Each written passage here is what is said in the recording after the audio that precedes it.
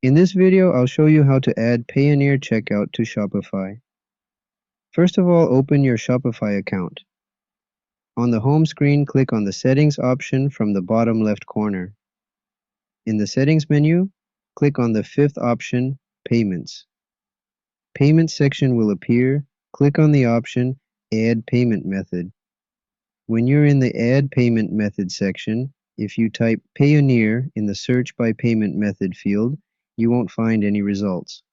However, if you search for Payoneer under the Search by Provider field, Payoneer Checkout will appear.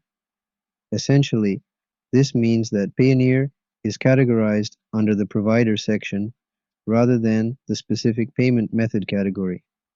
Click on Payoneer Checkout. Now click on the small arrow here at the end. On the next page, you will see that the setup is incomplete and you are not currently connected to Payoneer.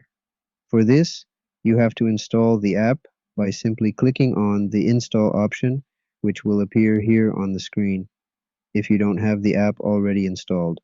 As I already have the app installed, so here it's written, Installed. After installing the app, it says to finish the setting up process.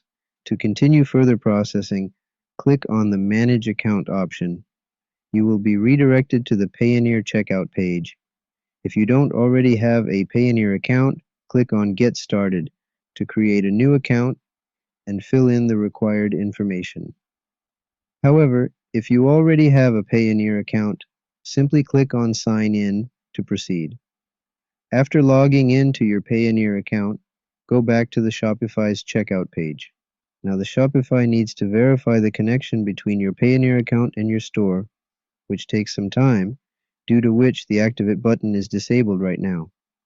After some time, which might be a few hours or even a few days, you'll notice that the Activate button becomes enabled.